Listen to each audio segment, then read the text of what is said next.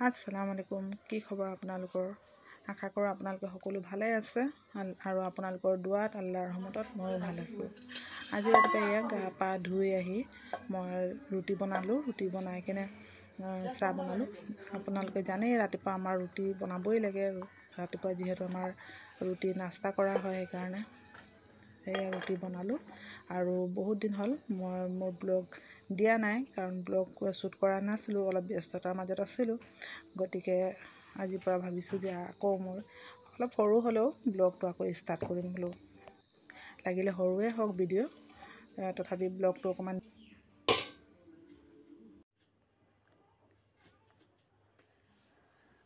ইফালে মায়ে কঁঠাল কাটি আছে। আজি কঁঠালৰ তৰকাৰী হ'ব আমাৰ ঘৰত। আৰু মই কঁঠাল নাকাটোঁ, কাৰণ হাতত আঠা লাগি যায়, জানে আঠা লাগিলে কিমান দিগদাৰ হয় এৰাবলৈ। সেয়ে মায়ে কঁঠাল কাটি আছে। কঁঠালৰ এইটো মুচি বুলি কয়। এতিয়া ইয়াতে মই ভাতখিনি বহাই দিলোঁ। আৰু এইটো চাইডে কঁঠালখিনিও মই বহাই দিছোঁ। কঁঠালখিনি এতিয়া পানী শুকাই আছে।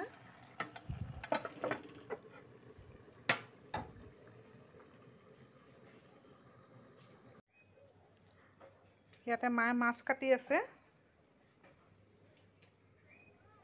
আৰু আজি ইমান ডাঙৰ ডাঙৰ পুঠি মাছ আনিছে। এইবোৰ চালানী পুঠি হয়। আৰু সেইপিনে সেই মেকুৰীজনীকো দি আছে বুৰু লৈ লৈ কেনে।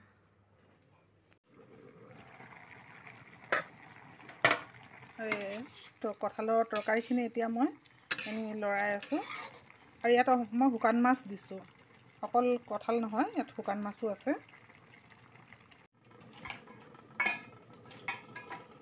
ইফালে এয়া মই ভাতখিনি দমত দিছোঁ।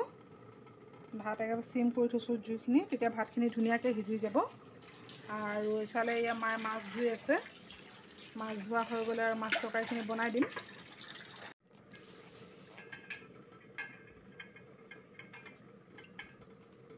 আৰু এতিয়া এয়া চাওক মাছখিনি কিমান ডাঙৰ ডাঙৰ। এইখিনি গোটেইখিনি পুঠি মাছ হয়, চালানী পুঠি হয়।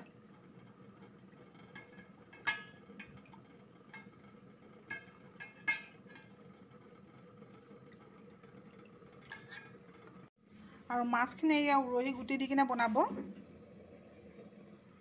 উৰহি গুটি দি কিনে খুব ভাল লাগে খাই, আৰু আমাৰ মায়ে খুব ভাল পায়।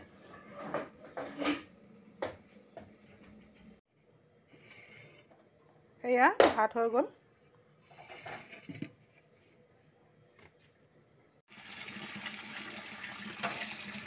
এতিয়া মাছ ভাজি থকা হৈছে। মাছ ভাজি কৰি কিনে উৰহি গুটি দি কিনে বনোৱা হ'ব। সেয়া এতিয়া মাছ দিয়া হৈ গ'ল তৰকাৰীত। তৰকাৰীখিনিও বনোৱা কমপ্লিট হ'ল। মাছ আৰু উৰহি গুটি। আৰু ইফালে কঁঠাল তৰকাৰীখিনিও হৈ গ'ল।